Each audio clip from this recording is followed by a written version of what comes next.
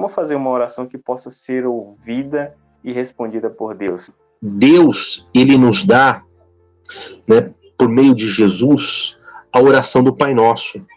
A oração mais repetida do mundo, né?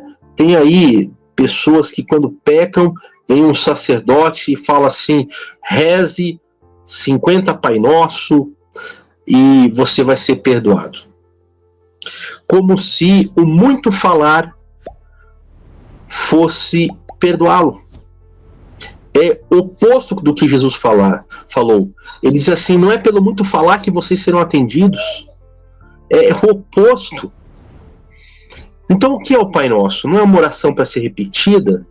Não, o Pai Nosso é um modelo daquilo que deve constar em nossas orações. Mas, como nós devemos começar a oração? Se devemos começar com louvor, da forma como começa o Pai Nosso, né? Pai Nosso que estás nos céus, santificado seja o teu nome. Ou se deve começar com a petição, já pedindo aquilo que nós precisamos diretamente, e Deus conhece as nossas vidas. Ou então se deve começar com confissão, primeiro confessando as nossas falhas e pedindo perdão. Eu quero dizer para você que não há, querido, uma receita que fale assim: começa assim, continue assim, termine assim. Porque não é o propósito de Deus que seja uma receita. Você precisa, sim, ter a posição correta de entrar. Ou seja, como falou o profeta Jeremias: me encontrareis, falando em nome do Senhor, quando me buscardes de todo o vosso coração.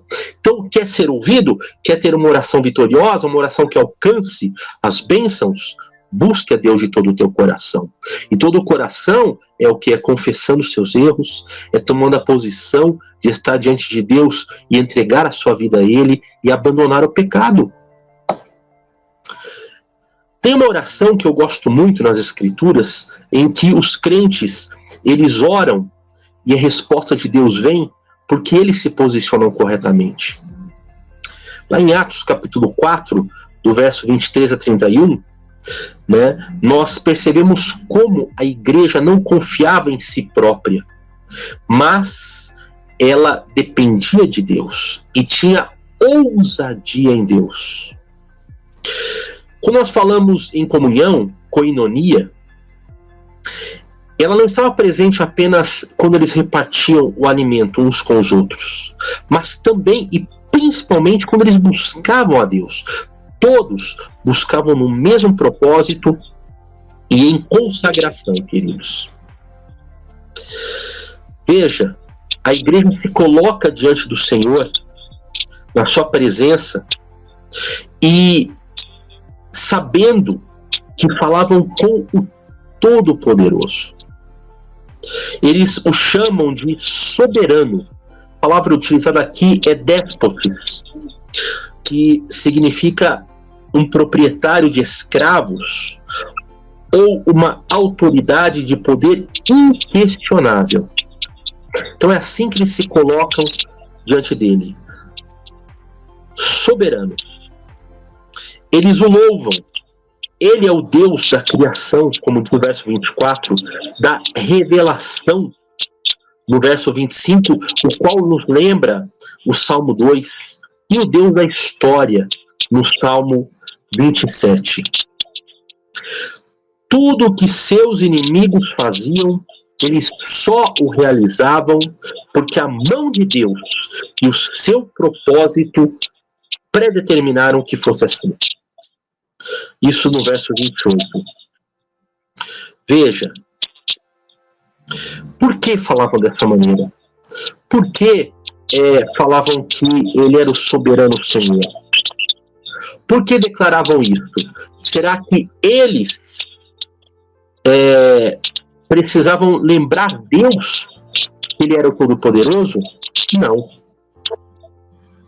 Eles não precisavam lembrar o Senhor que Ele era o Todo-Poderoso, mas eles precisavam lembrar a si próprios diante de quem eles estavam entrando, para que eles entrassem com a posição correta, para que eles entrassem não simplesmente com palavras lisonjeiras, mas para que eles pudessem entrar com o coração em verdade.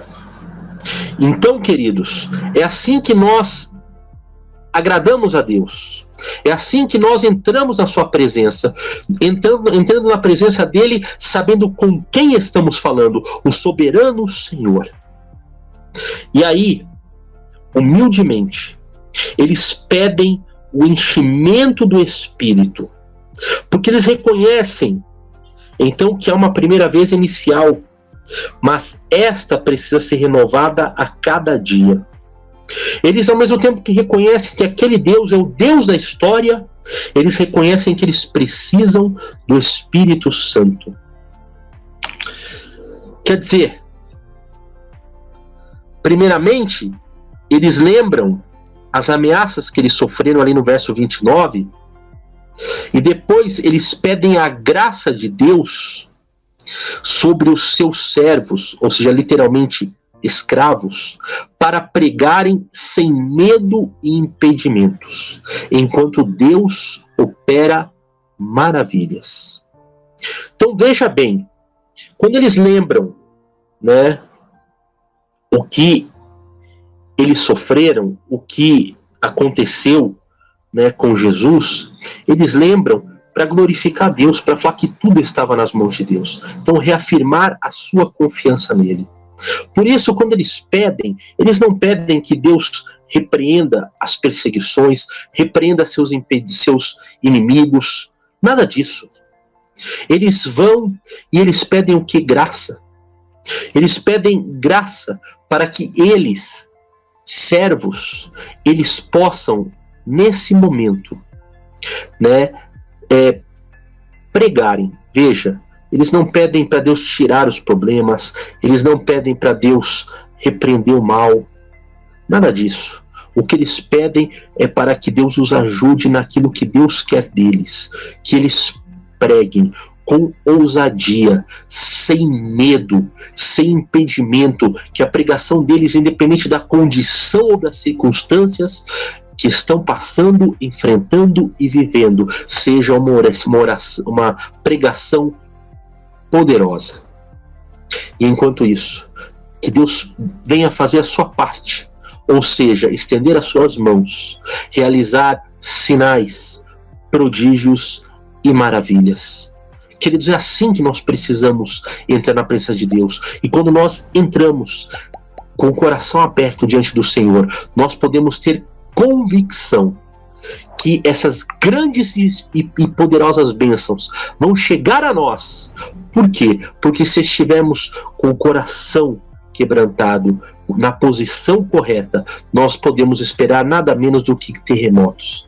Porque o Deus ao qual nós estamos orando e estamos buscando é o Deus que responde com terremotos. Ele quer fazer tremer as circunstâncias, ele quer chacoalhar a sua vida, ele quer mudar a sua história.